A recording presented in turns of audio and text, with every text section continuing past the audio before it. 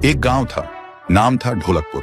बड़ा ही शांत और सुंदर गांव था। लोग हमेशा खुशी से झूमते थे क्योंकि उस गांव में रहता था महाराज रायस्टार, जो अपने गांव के लिए एक शेर था जो कभी अपने लोगों के साथ गलत होने नहीं देता था। लेकिन उस गांव में छुपा था एक डरावना राज, एक राज जो सबके दिल में था पर जुबान पे नहीं। गांव के बीच एक सूखा हुआ पेड़ था जिसे लोग कहते थे श्रापित पेड़। ना कोई उसके पास जाता, ना कोई उससे आंख मिलाता। हर पूर्णिमा के अगले दिन उस पेड़ के नीचे एक लाश मिलती थी। लोग कहते रात में कोई आता है और लाश छोड़ जाता है, लेकिन कभी किसी ने कुछ देखा नहीं और देखता भी कैसे। जो देखता वो अगले दिन पेड़ के नीचे होता था। एक दिन रायस्टार ने ठान लिया, बस अब और नहीं, इस राज का अंत मैं ही करूंगा, क्योंकि ढोलकपुर का नाम मिट्टी में मिल रहा था।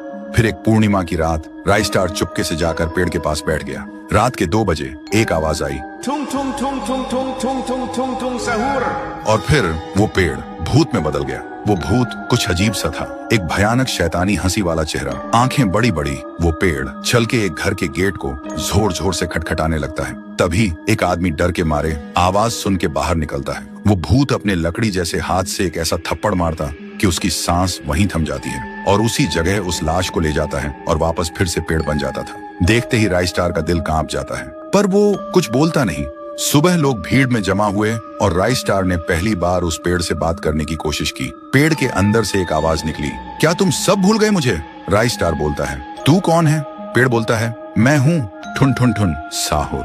एक वक्त था जब मैं भी इस गांव का एक प्यारा सा बच्चा था, लेकिन 100 साल पहले मुझे इसी पेड़ से रस्सी बांधकर उल्टा लटका दिया गया, गांव वालों की आंखों के सामने, और मेरी मौत को तमाशा बना दिया गया, सिर्फ इसलिए क्योंकि मैंने एक राज देख लिया था जो लोग छुपाना चाहते थे। और उसी पल से मेरी रूह इस पेड़ से जुड़ गई। उस दिन से मैं इंसान नहीं, एक सज्जा बन गया और हर पूर्णिमा में एक राजदार को चुनता हूँ और फिर उसे उसकी खामोशी का हिसाब देता हूँ। रायस्टार बोलता है, लेकिन अब तो वो लोग मर चुके हैं ना जो तेरा कसूरवार थे। अब तू मासूम लोगों को क्यों मार रहा है? पेड़ कुछ देर चुप रहता है, फिर बोलता है, ठीक है, बस एक बार मुझे याद करो, एक दिया जला दो, फिर मैं कभी किसी को नहीं मारूंगा। फिर रात में सब लोग आते हैं, एक एक दिया जलाते हैं और तभी पेड़ अपने आप से आग पकड़ लेता है और आखिर में मुक्ति मिलती ठुन ठुन ठुन साहुर को। उस दिन के बाद गांव में कभी कोई लाश नहीं मिली। हर पूर्णिमा में लोग एक दिया जलाकर उसकी यादों को जिंदा रखते हैं, क्योंकि अगर भूल गए तो सपने में एक आवाज सुनाई देती थी, थुंग थुंग थुंग थुंग थुंग थुंग थुंग थुंग थुंग सहूर।